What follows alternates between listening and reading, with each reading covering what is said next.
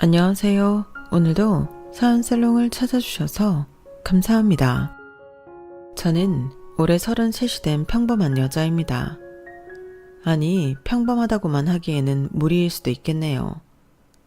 이제 막 결혼을 하고 새 가정을 꾸려가는 제 주변 친구들과는 달리 저는 진작에 갔다 진작에 돌아온 싱글이거든요. 몇 년 전까지만 해도 제 삶은 꽤 탄탄한 대로를 걷고 있다고 생각했어요. 복지 좋은 회사에서 인정받으며 일했고 사랑하는 사람을 만나 결혼도 했고요. 그때만 하더라도 주변에서는 어린 나이에 빨리 안정되어서 좋겠다고 이야기할 정도로 순탄했던 삶이었어요. 그런데 인생이란 게 참 묘하더라고요. 언제 어디서 어떻게 꼬이게 될지 모른다고 하지만 그게 제 이야기가 될 줄은 미처 상상도 못했죠. 한순간의 선택, 그리고 가장 믿었던 한 사람이 내 삶을 완전히 뒤집어 놓을 수도 있다는 걸 저는 조금 늦게 깨달았어요. 그 깨달음의 대가는 꽤 컸고요. 그래도 무너진 자리에서 다시 시작하는 것도 나쁘지만은 않았어요. 다만 그 과정이 쉽지는 않았죠. 지금이야 시간이 어느 정도 흐른 뒤니까 이렇게 말할 수 있는 거지만 당시엔 정말 죽고 싶을 만큼 힘들었거든요. 그때는 제가 그렇게 특별하다고 대단한 복수를 했다고도 생각 안 했고 영화 같은 기적이 찾아왔다고 생각하지도 않았지만 지나고 보니 어쩌면 그 순간들이 제 인생에서 가장 영화처럼 복수하고 영화처럼 기적이 찾아왔던 순간들이었던 것 같아요. 한때는 왜 이런 일이 나한테만 생길까라는 생각이 컸는데 지금은 오히려 이런 일들이 있었기에 내가 여기까지 올 수 있었구나 싶어요. 그래서 이 이야기를 적게 되었어요. 혹시나 죽을 만큼 힘든 분들이 계시다면 언젠가는 좋은 날이 온다는 걸 꼭 알려드리고 싶어서요. 제가 다니던 회사는 마케팅 회사였고 업무차 행사장에 가게 됐어요. 처음 보는 사람들과 어색하게 명함을 주고받고 가벼운 인사를 나누는 자리가 마련됐죠. 솔직히 저는 이런 분위기를 별로 좋아하지 않지만 일 때문에 간지라 빨리 끝났으면 하고 시간을 때우고 있었어요. 그 행사장에서 남편을 처음 만났어요. 전혀 모르던 사이였는데 눈이 마주쳤고 이상하게 둘 다 딱히 시선을 피하지 않았어요. 여기 좀 지루하죠? 네? 사실 저도 이런 자리 별로 안 좋아하거든요. 근데 여기서 저보다 더 심심해 보이는 분이 계시길래요. 솔직히 황당하기도 했지만 왠지 모르게 기분이 나쁘진 않았어요. 보통 형식적인 이야기만 주고받는 다른 사람들과는 달리 이 사람은 눈치도 빠르고 말도 재미있었고 무엇보다 분위기를 편하게 만드는 능력이 있었어요. 그러다 보니 자연스럽게 대화가 길어졌고 행사 시간이 끝나갈 때쯤엔 저도 모르게 이 사람과는 한 번 더 만나봐도 재밌겠다 하는 생각이 들었어요. 그렇게 연락처를 주고받고 난 후엔 아주 빠른 속도로 친해졌어요. 처음에는 이렇게 빨리 친해져도 되나 싶은 생각도 들었지만 일상에서는 좀처럼 느끼기 힘든 흥미로움을 느끼게 해준 사람이라 마음이 빨리 열렸어요. 첫인상부터 제 관심을 불러일으키기 충분한 사람이었던지라 첫인상에 대한 제 감을 믿어보기로 했죠. 그런데 사람은 첫인상만으로는 절대 알 수 없는 존재잖아요. 그때는 그 가벼운 농담과 재치 뒤에 어떤 사람이 숨겨져 있는지 전혀 몰랐죠. 교제를 시작한 뒤엔 더 빠른 속도로 그 사람이 좋아졌어요. 그 사람도 저와 같은 마음이었는지 서로의 마음이 활활 불타오를 때 결혼을 결심했어요. 결혼? 요새는 다들 늦게 한다던데 아직 네 나이가 28밖에 안 됐는데 너무 이른 거 아니니? 에이, 이래긴요. 그리고 제가 빨리 정착하면 엄마 아빠도 한시름 덜어내시는 거 아니에요? 요즘 이렇게 괜찮은 사람 찾기 정말 힘들어요. 마음에 드는 사람 만났을 때 결혼해야죠. 그렇긴 하지만 아직 만난 지 얼마 안 된 사람하고 이렇게 급하게 결혼한다고 하니까 조금 당황스러워서. 갑작스러운 결혼 발표에 부모님도 당황스러워 하셨어요. 하지만 제 뜻을 굽히지 않자 저를 믿어주시기로 했죠. 지금 생각해보면 어찌나 죄송한지 몰라요. 어쨌든 그렇게 저는 결혼을 했어요. 주변 친구들도 다들 깜짝 놀라며 축하해줬어요. 결혼을 하고 1년 정도는 참 행복했던 것 같아요. 사랑하는 사람과 함께 산다는 건 마음의 안정을 주더라고요. 가정이라는 든든한 울타리 속에서 전체 할 일만 열심히 하며 살면 이 행복이 유지될 것으로만 믿었어요. 하지만 인생은 그리 만만하지 않았죠. 여보, 나 회사 그만뒀어. 뭐? 갑자기? 왜 무슨 일 있었어? 딱히 그런 건 아닌데 내가 계속 말했잖아. 나 못 살게 굴던 사수. 결국 승진했어. 그 인간이랑 계속 같이 일해야 된다고 생각하니까 너무 끔찍하더라고. 뭐? 그래서 그만뒀다는 거야? 당신도 알잖아. 내가 그 인간 때문에 얼마나 힘들었는지. 다른 사람도 아니고 그 인간이 승진한 이상 내가 그 회사에 발붙이고 있어봐야 얼마 못 버텨. 또 죽어라 나만 갈굴 거 아냐. 더러운 꼴 보기 전에 내 발로 나오는 게 낫지. 그렇다고 그렇게 홧김에 나와버리면 어떡해. 천천히 이직 준비를 하면서 때를 봐야지. 아우, 우린 애도 없는데 뭐 어때. 당신도 회사 잘 다니고 있는데 당분간만 신세 좀 지면 되지. 어차피 내가 정신과 다녀서 치료비 나오면 그게 그거야. 당시 말도 안 되는 논리로 회사를 관뒀다는 남편을 보면서 등골이 서늘해졌던 기억이 나네요. 그렇게 대책 없고 감정적으로 구는 모습은 이전까지 알던 모습과는 전혀 다른 모습이라 그저 입이 떡 벌어지고 머릿속이 멍해졌어요. 알겠어. 그럼 남은 한 달 동안이라도 이직 공부하면서 다녀. 조금이라도 빨리 이직하면 마음 편하잖아. 오늘이 마지막 출근이었는데? 뭐? 원래 관둬도 한 달 정도는 더 다니잖아. 한 달 전에 이미 관둔다고 말했고 오늘이 마지막 출근이었어. 뭐라고? 그렇게 중요한 걸 왜 이제서야 나한테 말해? 당신이 미리 알아봤자 지금 같은 소리밖에 더 하겠어? 나도 머리 아파. 누군 관두고 싶어서 관두냐고. 적반하장도 그런 적반하장이 없더라고요. 계속 캐물으니 남편은 빽 소리를 치고는 방에 들어가 문을 쾅 닫아버렸어요. 그때만 해도 남편을 이해하려고 많이 노력하고 기다려줬어요. 갑작스러운 환경의 변화가 본인에게도 달갑지 않았을 테니까요. 그래서 천천히 휴식을 가지며 마음을 추스르길 바랬어요. 하지만 그렇게 닫힌 문은 스스로 열릴 생각을 안 하더군요. 남편은 그렇게 반년이 넘게 제 수입에만 의지하고 집에서 놀고 먹기만 했어요. 여보, 지난번에 면접 본 곳은 어떻게 됐어?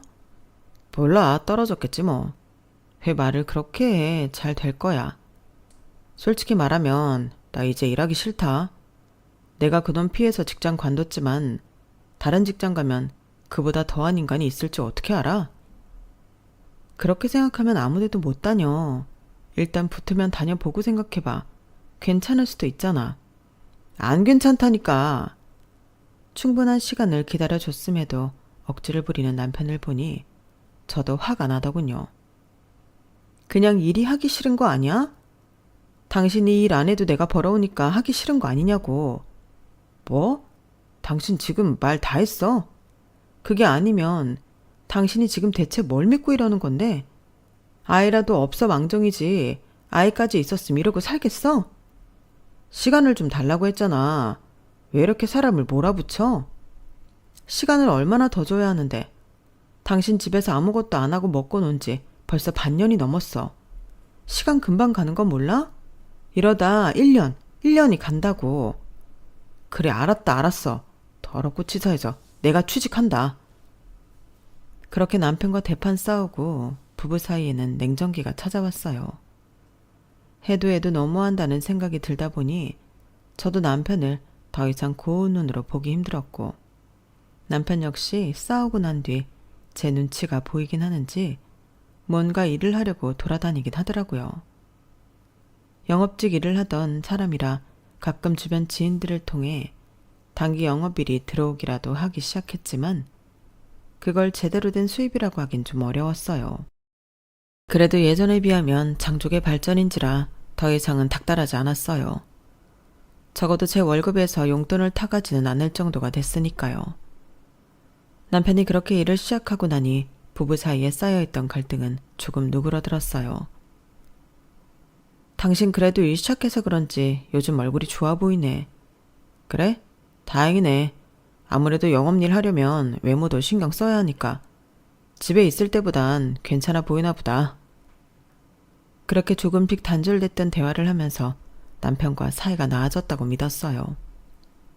그러던 어느 날 회사에 있는데 남편에게 전화가 오더라고요. 여보, 내 친구 준호 알지? 알지. 준호 씨는 왜? 준호가 급하게 돈이 필요하다고 해서 혹시 2천만 원만 좀 빌려줄 수 있어? 뭐? 2천만 원? 갑자기 그 큰 돈을 어떻게 빌려줘? 무슨 일인데? 자세한 건 말 못하는데 당장 안 갚으면 큰일 난다나 봐. 나도 빌려주고 싶은데 우리 적금 같은 건 당신이 다 관리하니까. 준호 나랑 제일 친한 친구잖아. 도와주면 안 돼? 아니 무슨 일인지도 모르는데 어떻게 도와줘. 우리도 도와주려면 예적금 깨서 도와줘야 하는 상황인데 최소한 뭐 때문인지는 알아야지. 말하기 곤란한 상황인 것 같은데 어떻게 물어봐? 그럴 분위기 아니야. 그럼 나도 못 도와줘. 돈 문제이니만큼 단호하게 거절했고 더 이상 안 통할 것 같다고 생각했는지 남편도 더 이상 부탁하지 않았어요. 그 이후로는 저도 회사에 일이 많아 야근이 찾아 퇴근 후 남편과 이야기할 시간이 많지 않아 그 일은 곧 잊혀졌죠. 여보, 나 이달 말쯤 일주일 정도 해외 출장 다녀와야 할 것 같아. 그래? 일주일이나? 혼자 잘 있을 수 있지? 내가 무슨 애야? 알겠어. 조심히 다녀와. 남편이 무역회사에서 단기 영업일을 하고 있던 시기라 무역 박람회 출장이라고 하니 이해가 됐어요. 남편은 오랜만에 해외를 나간다며 잔뜩 들떠있더군요. 처음엔 그래, 일이더라도 회사 돈으로 나가는 거니 좋겠지 생각하고 말았어요.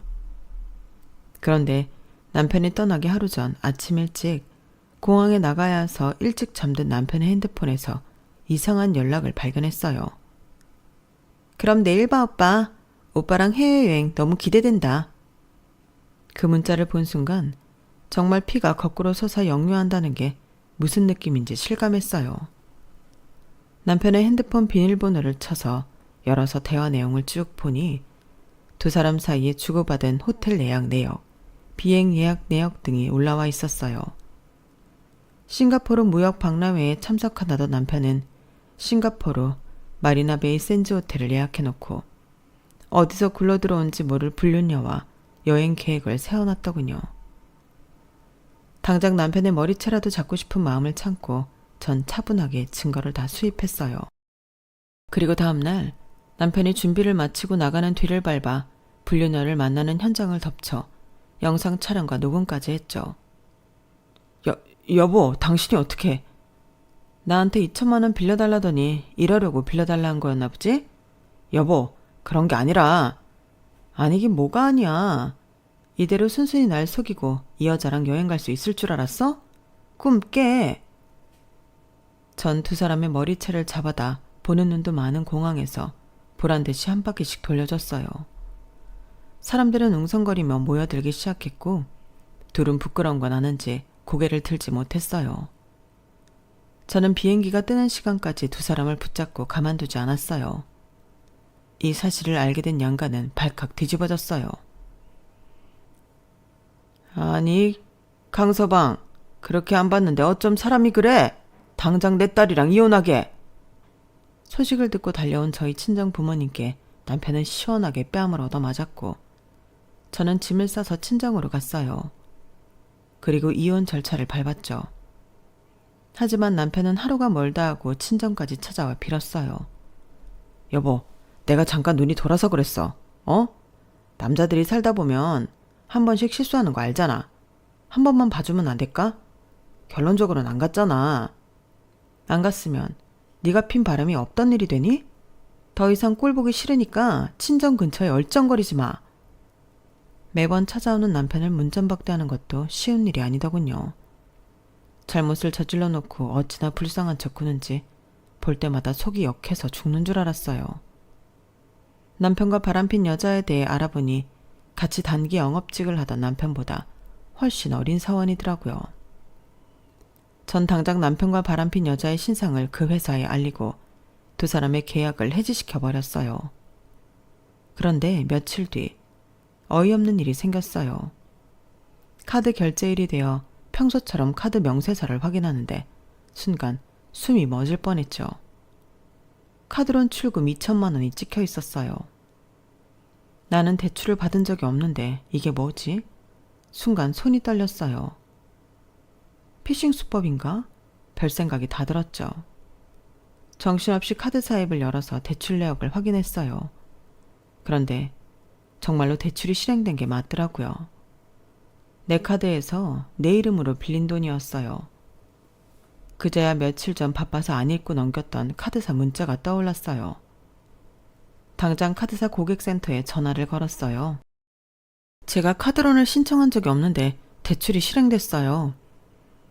고객님, 확인해 보겠습니다.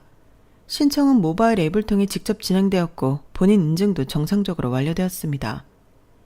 전 그날 아무것도 신청한 적 없어요. 본인 명의로 진행된 대출이라서 고객님께서 신청하신 게 맞는데요. 순간 머릿속이 하얘졌어요. 설마 하면서도 너무 황당하고 화가 나고 믿기지 않았죠. 그리고 곧 카드사에서 추가로 확인해준 내용에 할 말을 잃었어요. 대출금 2천만 원은 신청 직후 강민성님 계좌로 이체되었습니다. 그 계좌는 남편 계좌였어요. 그제야 모든 게 퍼즐처럼 맞춰졌어요. 한참 야근으로 피곤했던 시기 남편이 내 핸드폰을 이용해서 내 명의로 카드론을 신청했고 그 돈을 자기 계좌로 보낸 거였어요. 대출금이 들어간 날이 언제인지 확인해보니 며칠 전이더군요. 남편의 바람을 확인했던 순간 이보다 더 차가워질 수는 없다고 생각했던 심장이 다시 얼어붙었어요. 3년이라는 길다면 길고 짧다면 짧은 시간 동안 이런 인간을 믿고 살아온 날들이 코미디처럼 느껴졌죠. 정당장 남편에게 전화를 걸어 고래고래 소리를 쳤어요. 네가 인간이야? 이 나쁜 놈아. 어떻게 사람을 이렇게 철저하게 배신을 해? 여보, 그러니까 내가 얘기했잖아. 이러지 말고 우리 다시 잘해보자고. 나한테 한 번만 더 기회를 주면 열심히 일해서 그 2천만 원 다 갚고 당신 행복하게 해줄게. 나도 이번 일로 정말 반성 많이 했어. 제가 그 사실을 알게 되었다는 걸 알자 남편은 무서워서 벌벌 떨기는커녕 그걸 빌미로 저를 붙잡으려고 하더군요. 저와는 정말 생각하는 방식 자체가 다른 사람이었어요. 남편의 지속적인 괴롭힘으로 친정 식구들과 함께 이사를 가고 나니 남편은 이젠 회사까지 찾아왔어요. 그 모습을 보고 있으니 어쩔 수 없이 언성이 높아졌고 그러다 보니 회사에 제 사적인 이야기가 소문이 났죠. 이 대리, 괜찮아? 대리님, 저 인간 어디 신고라도 해야 하는 거 아니에요? 제가 해드릴까요? 회사 사람들도 저를 걱정해주기 시작했고 솔직히 말하면 이쯤 되니 저도 경찰에 신고하고 싶더라고요. 하지만 괜히 그랬다가 무슨 일이라도 나면 어쩌나 싶어 관뒀어요. 제 사정을 알게 된 회사 경비분께서 남편이 오면 제가 나오기 전에 멀리 쫓아내 주셔서 감사할 뿐이었죠. 제가 잘못한 건 아니지만 회사에 제 개인적인 치부가 드러나고 남편은 매일같이 회사에 와 행패를 부리니 회사도 더 못 다니겠더라고요. 몸도 마음도 지쳤고 남편으로부터 영영 멀어지고 싶었어요. 그러던 중 남편이 제대로 된 회사 영업팀에 취직했다는 소식이 들려왔어요. 남편은 본인 직장이 안정되면 제 생각이 바뀔 줄 알았는지 또 저를 찾아왔더라고요. 여보, 나 이제 진짜 괜찮은 회사에 다녀. 그러니까 우리 다시 시작하자. 내가 돈도 갚을게. 진짜 몇 번을 말해야 알아듣니? 난 당신이랑 잘해볼 생각 없다고. 바람 때문만이 아니야. 당신 같은 인간을 내 평생 반려자라고 생각하고 결혼했던 내가 너무 싫어서 더 이상은 당신이랑 못 살겠다고. 내가 이제 호강시켜 준다니까 그러네. 사람이 실수를 좀 할 수도 있지. 좀 봐주면 안 돼? 한 번만 더 오면 경찰에 신고할 거야. 또 회사 앞에서 한바탕 싸움을 하고 집에 돌아가는 길이었어요. 마침 친한 친구가 전화가 와서 방금 있었던 일을 이야기하며 하소연을 했죠. 세상이 뭐 이래? 난 매일매일 힘든데 어떻게 저딴 인간한테는 좋은 일이 생길 수가 있어? 잠깐만 지훈아, 나 좋은 생각이 났어. 이건 네 남편한테 좋은 일이 아니라 오히려 너한테 좋은 일일 수도 있겠는데? 그게 무슨 말이야. 저 인간 취직한 게 나랑 무슨 상관이라고. 네 남편 잃을 게 없어서 더 무서운 인간이었잖아. 너는 상대적으로 잃을 게 많으니까 자꾸만 찾아와서 괴롭힌 거고. 근데 이제 남편도 드디어 취직해서 안정적인 직장을 가진 거니 그게 얼마나 소중하게 느껴지겠어? 그걸 빌미로 너한테 앞으로 더 엉겨붙을 모양인데 넌 그걸 역이용하면 되잖아. 역이용? 이제 막 취직했으니 얼마나 중요한 시기겠어. 지금 네가 원하는 조건으로 순순히 이혼해주지 않으면 남편이 바람핀 사실과 이혼해주지 않고 널 괴롭히고 있는 사실을 회사 게시판에 올리겠다고 해. 너 증거도 많잖아. 카톡이며 영상이며. 어머 그러네. 왜 그 생각을 못했지? 정말 좋은 생각이었어요. 확실히 잃을 게 없던 남편과 잃을 게 생긴 남편의 태도는 다르더군요. 내가 원하는 대로 이혼 안 해주면 당신 겨우 다시 자리 잡은 직장에서 나오게 해줄게. 공항에서 둘이 껴안고 난리치는 영상 풀면 당신은 사회적으로 아주 제대로 매장당할걸? 여보, 정말 그렇게까지 해야겠어? 그래, 그러니까 이혼하자고 제발. 친구의 말에서 토시 하나 빼놓지 않고 그대로 협박하자 남편에게 먹혀들었어요. 당신은 정말 나랑 살았던 정도 없어? 내가 얼마나 다시 취직하기 힘들었는지 알면서. 그게 지금 네가 나한테 할 소리니? 너는 나랑 살았던 정이 있어서 그렇게 나한테 빌붙어 먹으려고 뒤로는 딴 여자랑 바람이나 났어? 그건 내가 한순간 실수라고 했잖아. 난 너랑 결혼한 게 실수야. 그러니까 서로 앞으로는 실수하지 말고 살자. 그래, 알겠어. 이혼해줄게. 대신 이혼하면 다시는 이걸로 나 협박하지 마. 그 일 얘기 꺼내지도 말고. 그건 내가 바라던 바야. 대신 조건이 있어. 당신이 싼 똥은 당신이 치워야지. 대출금 2천만 원 당신이 갚아. 이제 직장 생겼으니 금방 갚겠네. 남편은 영 못마땅한 얼굴이었지만 얼마 만에 겨우 취직한 직장이 소중하긴 했는지 제가 원하는 대로 합의를 봐줬어요.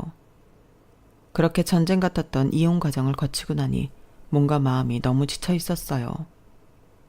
너무나 바랬던 일인데 막상 정말 이루어지고 나니 공허하기도 하고 무기력해지기도 하더라고요. 제 이혼 소식을 듣자 회사 사람들은 정말 한마음으로 기뻐해줬지만 이상하게도 그 모습을 보는 게 좋지만은 않더라고요. 일도 손에 잘 안 잡히고 사람들 시선도 신경 쓰여서 결국에는 일을 좀 쉬어야겠다 싶었어요. 지금 생각해보면 전 그때 약간의 우울증을 앓고 있었던 게 아닌가 싶어요. 일을 관두고 나서 한참을 힘들어하며 다시 일어서지 못했거든요. 그렇게 애정있게 하던 일도 이혼이라는 큰 일을 누구보다 구질구질한 과정을 통해 겪고 나니 인생 자체에 회의가 들었어요. 결혼 소식을 알렸을 때 주변 친구들이 걱정 반, 부러움 반으로 바라보던 시선과 응원의 말들이 기억에 남아 절 괴롭혔어요. 주변 누구보다 빨리 결혼했고 그만큼 남들보다 더 빨리 인생의 반려자를 만나 몇 걸음 앞서 있다고 생각했던 건 저만의 착각이었다는 걸 깨달았죠. 앞서가기는커녕 급하게 가려다 넘어져 코가 깨진 기분이 들었어요. 더 큰 사고가 나기 전에 미리 넘어졌다고 생각하며 마음을 추스리려고 했지만 생각보다 쉽지는 않더라고요. 요즘 이혼 흔하다고는 하지만 그게 결코 말처럼 쉬운 일은 아니구나 생각했어요. 단순히 이혼하고 그 사람과 헤어졌다고 끝이 아니라 그 이후에도 과거의 저와 끊임없이 이별을 해야 하는 과정이 남아 있었어요. 그렇게 힘들어하던 중 오랜만에 대학 시절 알고 지내던 후배에게 연락이 왔어요. 선배 저예요, 영훈이. 소식 들었어요. 잘 지내고 계신가 싶어서 연락했어요. 어머 영훈아, 이게 얼마만이야? 목소리 들으니까 너무 반갑네. 나는 뭐 이야기 들었다시피 그냥 그렇게 살아. 아니, 솔직히 말하면 아직 조금 힘들기는 해. 그럴 것 같아서 연락드렸어요. 선배 예전부터 마음이 약하셨잖아요. 그 말을 들으니 묘하게 위안이 되더라고요. 늘 스스로를 강하고 똑부러진다고만 생각했던 저였는데 누군가 제 내면의 약한 모습을 봐주고 있었다고 생각하니 이상하게 안심이 되는 기분이 들었어요. 그런가? 이제 정신 좀 차려야 하는데 이혼만 하면 다 괜찮아질 줄 알았는데 꽤나 충격이 컸나 봐. 그럼 오랜만에 저랑 차 한잔 하실래요? 제가 맛있는 것도 사드리고 좋은 곳에도 데려가 드릴게요. 정말? 너 바쁘지 않아? 아버지가 물려주신 식당 한다면서. 나도 소식 들었어. 바빠도 선배랑 식사할 시간은 있죠. 오랜만에 같이 식사해요. 그럼 나야 좋지. 그럼 곧 보자. 그렇게 아주 오랜만에 옛 후배를 만나게 됐어요. 그 후배는 학교 다닐 때부터 꽤 유명했던 친구인데 서글서글한 성격에 훈훈한 외모까지 갖추고 있어 주변에서 다들 좋아하던 친구였어요. 게다가 조부모님께서 이름만 들어도 다 아는 모 요식업계 대표셔서 미래까지 창창한 친구였죠. 요새도 새로 창업한 고깃집을 운영하느라고 눈코 뜰 새 없이 바쁜 모양이었어요. 선배, 다름이 아니라요. 요즘 선배가 일을 안 하고 계신다고 해서 혹시 우리 가게 좀 도와주실 수 있을까 해서요. 뭐? 내가? 선배가 마케팅 쪽 일을 그렇게 잘하신다면서요? 며칠 동안 저희 가게에 있으면서 주로 오시는 손님들 니즈를 파악해서 거기에 맞게 마케팅 전략을 좀 짜주셨으면 좋겠어요. 그렇긴 하지만 그래도 본사에 마케팅팀 직원들이 뻔히 있을 텐데 내가 맡아도 되는 걸까? 요즘 저희 회사가 그걸로 고민이 많거든요. 마케팅팀에 이렇다 할 성과를 낸 인재가 없어요. 선배가 그 분야에서 오래 일을 했으니까 노하우를 살려서 도와주시면 정말 좋을 것 같아요. 그런데 나도 일을 쉰 지가 좀 돼서 트렌드에 못 따라갈까봐 걱정이 드네. 선배, 전 선배 믿어요. 선배도 스스로를 믿어보세요. 그럼 한번 도전은 해볼게. 그러려면 우선 너희 가게에서 며칠 일해봐야겠다. 해보고 안 되겠다 싶으면 그냥 아르바이트 시급이나 좀 챙겨줘. 고민 끝에 수락하자 후배는 눈에 띄게 기뻐했어요. 그것만 챙겨드리겠어요? 선배는 제가 특별하게 챙겨야죠. 그렇게 저는 후배네 가게에서 일을 하게 됐어요. 일을 하는 김에 제대로 배워보고 싶어서 처음으로 식당 일을 해보게 됐어요. 고되긴 했지만 매일 과거에 사로잡혀 고통받던 전과 비하면 훨씬 낫더라고요. 몸을 쉴 새 없이 움직이니 안 좋은 생각을 할 틈도 없었어요. 자연히 생각하는 게 조금 건강해졌고요. 일을 하면서 생각보다 보람된 순간들도 있었어요. 점장도 해결하지 못하고 있던 클레임도 순발력을 발휘해 해결했고 본사 부대표님도 저를 보고 싶다며 몰래 방문하셨을 때도 제가 일하는 모습을 보고 마음에 들어 하셨죠. 그런 작은 뿌듯함들이 모이니 하는 일에 열정이 생기더라고요. 그래서 최대한 주변의 상권과 자주 오는 고객들의 특징을 분석해서 이 가게에 맞는 전략을 만들었어요. 손님들과 직접 소통하고 남는 음식들을 보며 메뉴판을 수정하고 세트 메뉴 구성 아이디어도 냈죠. 그러다 보니 제가 일하기 시작한 달부터 서서히 매출이 오르기 시작했어요. 우리 손자가 사람 보는 눈이 있네. 그런데 자네는 마케팅에만 소질이 있는 게 아니라 매장 운영에도 능력이 출중한 것 같은데 매장을 운영해 볼 생각은 없나? 말씀은 너무 감사하지만 직접적으로 운영을 해본 경험은 처음이라 잘 해낼 수 있을지 모르겠어요. 여기서는 점장님 도움도 많이 받았거든요. 그래도 괜찮다면 이번에 신규 오픈할 가게를 한번 맡겨보고 싶은데 어떻게 생각하나? 선배, 이건 정말 좋은 기회예요. 한번 해보시면 어때요? 제가 보기엔 선배 정말 잘할 것 같은데. 절 좋게 봐주신 후배의 부모님이자 이 요식업 회사의 사장님께서 새로 오픈하는 가게를 저에게 맡기시겠다고 하셨어요. 후배의 응원에 힘입어 저는 새로운 일에 도전하기로 했어요. 마케팅 일로 돌아가는 방법도 있었지만 몸을 움직이고 직접 매장을 뛰면서 사람들과 소통하면서 하는 일이 생각보다 잘 맞았거든요. 그렇게 한동안은 오픈 준비로 바빴어요. 가족들도 제가 생활에 활력을 찾은 모습을 보고 기뻐했죠. 아휴, 네가 힘들어하는 모습 보면서 도와주지도 못하고 어찌나 가슴이 아프던지. 그래도 열심히 살다 보니 이렇게 또 좋은 날이 오잖니. 널 믿고 맡겨준 만큼 열심히 해서 좋은 성과가 나오면 좋겠구나. 그 후배도 참 고맙네. 이렇게 어려울 때 잊지 않고 찾아주고 손까지 내밀어주니. 그러게요. 학교 다닐 때도 정말 사람들이 좋아하던 친구였는데 이렇게 저와 또 인연이 될 줄은 몰랐어요. 그 친구는 혹시 만나는 사람은 없고? 없다고 하던데요. 왜요? 소개시켜줄 사람 있으세요? 아니, 그게 아니라 혹시 너한테 마음이 있어서 이렇게 도와주는 건가 싶기도 해서. 네? 아우, 엄마, 양심도 없이 저처럼 갔다 온 사람을 누가 반긴다고요. 그냥 예전에 조금 친하게 지냈어서 생각이 난 거겠죠. 아, 그렇지? 부모 마음이 이렇다. 그냥 난 이제 네가 좋은 사람 만나 행복했으면 싶어서. 한번 이렇게 되고 나니까 사람 만나고 싶은 생각도 안 들어요. 그냥 지금 이대로가 딱 좋아요. 저 이제 괜찮으니까 너무 걱정 마세요, 엄마. 부모님께서는 내심 저와 후배 사이가 잘 되길 바라시는 눈치였지만 저는 생각조차 않고 있었어요. 애초에 학창시절부터 인기도 많은 친구였고 외모도 집안도 성격도 뭐 하나 빠지는 곳 없는 친구가 저 같은 이혼녀와 잘 될 거라곤 아무도 생각조차 안 하는 게 당연했죠. 그러던 어느 날이었어요.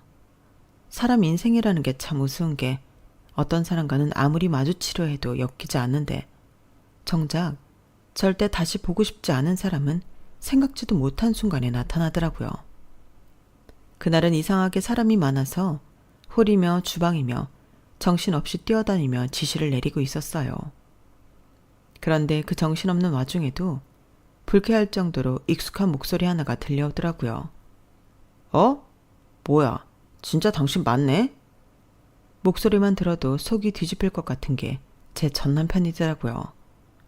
언제부터 와 있었는지 친구들인지 회사 동료들인지와 함께 앉아서는 비웃는 얼굴로 절 보고 있었어요. 뭐야? 나랑 이혼하고 소식이 끊겨서 어떻게 사는지 궁금했는데 언제는 나한테 뭘 했더라? 일 좀 하라 그랬나? 그랬던 사람이 왜 이런 데서 이러고 있어?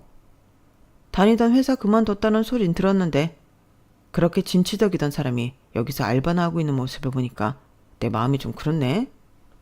그동안 무슨 일이 있었던 거야?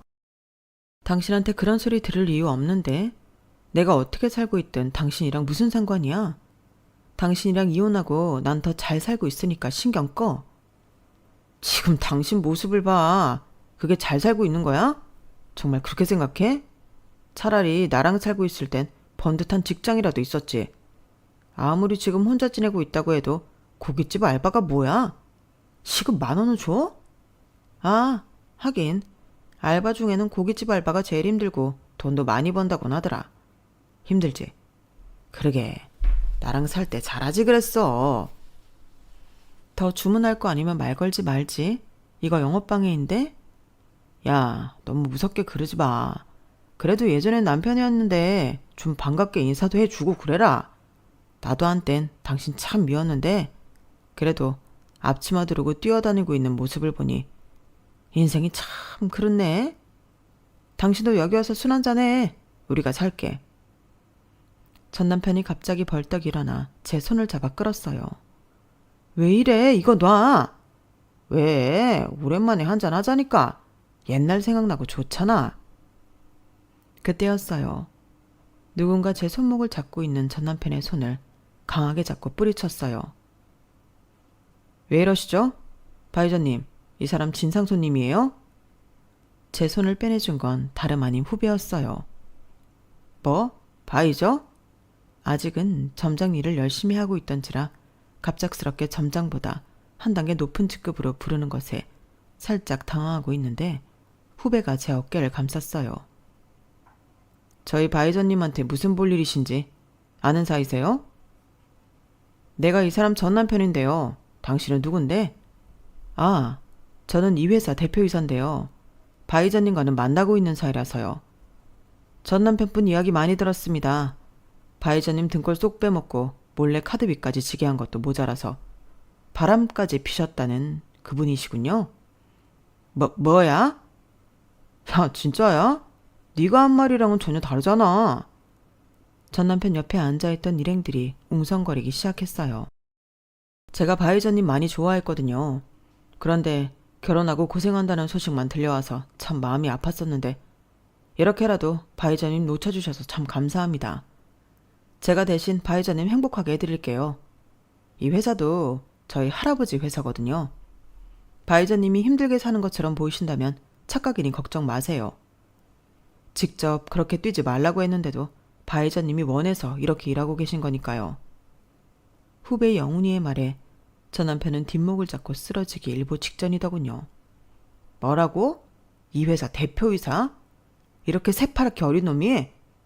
뭔 고깃집 알바생 같은 놈이 어디다 대고 거짓말이야. 하긴 제가 워낙 어려 보여서 못 믿으시겠죠? 여기요, 제 명함입니다. 이러면 믿으시겠어요? 후배는 명함을 넘겨줬어요. 그걸 본 전 남편의 얼굴이 새파랗게 질렸어요.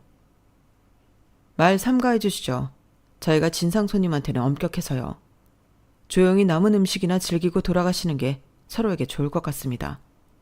가시죠, 바이저님. 뭐야? 저 자식이? 야, 참아. 네가 잘못했네, 임마. 흥분해서 날뛰려는 전 남편은 일행들이 붙잡아 말렸고 저는 영훈이의 손에 이끌려 나왔어요. 아깐 고마워. 그렇게까지 안 해도 됐었는데 이렇게 빚만 져서 어쩌지? 빚이라뇨. 전 다 진심이었는데요. 뭐라고? 누나 조금 더 경험 쌓으시면 바로 아버지께서 슈퍼바이저까지 올려주실 생각이에요. 누나 그 정도 능력 돼요. 그리고 누나만 괜찮다면 저 누나랑 만나보고 싶어요. 오래 좋아했거든요. 내가 불쌍해서 그러는 거면 괜찮아. 갑자기 그렇게까지 무리할 필요 없어. 제가 동정심 때문에 무리할 사람으로 보이세요? 그건 아니지만 학교 다닐 땐 누나가 늘 애인이 있어서 대시를 못했을 뿐이에요. 저한테도 관심이 없어 보이셨고 그건 네가 너무 인기도 많고 나 같은 사람이랑은 어울리지 않는다고 생각해서였어. 그럼 제가 남자로서 괜찮다는 소리세요? 그거야 당연히 너무 괜찮아서 문제였지. 사실 영훈이는 학교에 다닐 때부터 모두의 동경의 대상이었지만 이렇게 어려울 때 도움을 받다 보니 저도 모르게 의지가 되고 호감이 생길 수밖에 없었어요. 그런데 저한테는 너무 과분하다고만 생각했던 친구가 저에게 호감을 표시해주니 정말 어쩔 줄 모르겠더라고요. 정말요? 그럼 오늘부터 만나요. 이런 식으로 고백할 생각은 아니었는데 전 남편분이 누나를 함부로 대하는 걸 보니까 너무 화가 나서 미안해요. 무슨 소리야. 아깐 정말 속이 다 시원했어. 내가 받아치자니 전 남편이 하나도 안 믿을 것 같고 정말 속이 터질 뻔했거든. 네가 나서서 말해주니까 정말 고맙더라. 앞으로는 이제 저만 믿으세요. 제가 옆에서 많이 의지가 되어드릴 테니까. 그렇게 든든하게 말하며 웃어주는데 정말 행복하더라고요. 이게 얼마 만에 느끼는 감정인지 제가 이런 감정을 느껴도 되는지조차 의문이 들 정도로요. 영훈이와 사귀고 3달 정도는 비밀로 하다가 가족들에게 공개하자 부모님께서는 눈물까지 글썽이며 기뻐하셨어요. 다만 영훈이의 부모님이자 저의 상사인 사장님과 사모님께서 반대할까 우려가 컸죠. 하지만 이미 오래전부터 저를 회사에 데리고 온 시점부터 사장님과 사모님께서는 제 존재가 영훈이에게 어떤 존재였는지 이미 알고 계셨던 상태더라고요. 다행히 제가 일을 하는 모습이나 사람을 대하는 모습을 보며 저를 좋게 봐주신 모양이었어요. 한번 다녀온 것은 그렇게 큰 문제가 되지 않아 우린 항상 영훈이에게 걸맞는 현명하고 똑똑한 선량한 사람을 원했단다. 누구나 실수는 하는 법이지. 잘못된 인연은 끊어내고 새로 맺을 인연에 충실하면 그걸로 충분하다. 두 분께서는 제 과거를 충분히 이해해 주셨고 저희는 2년간의 평화롭고 서로 존중하고 존중받던 연애 끝에 지금은 결혼을 앞두고 있어요. 사람은 가끔 인생이 끝장났다고 생각하는 순간을 마주하지만 인생이란 건 생각지도 못한 방향으로 흘러가기 마련이더라고요. 전 남편과의 이별에 세상이 다 무너진 것 같았지만 그 무너진 자리에서 다시 시작하니 이런 행복이 찾아올 줄 누가 알았을까요? 지금 제 곁에는 오래전부터 저를 한결같이 따뜻하게 지켜봐준 사람이 있어요. 힘들 때 먼저 손 내밀어줬고 다시 일어설 수 있도록 묵묵히 지켜준 사람이에요. 한때는 인생이 끝난 줄 알았지만 이제야 알겠어요. 그건 끝이 아니라 더 좋은 시작을 위한 과정이었다는 걸요. 여러분도 제 이야기를 통해 힘을 얻으시길 바래요. 제 이야기는 여기까지예요. 우리 오늘도 행복하게 살아보아요. 여러분, 사연 댓글에 응원과 현명한 조언 부탁드려요. 좋아요, 구독은 저에게 큰 힘이 됩니다. 오늘도 좋은 일 가득하세요.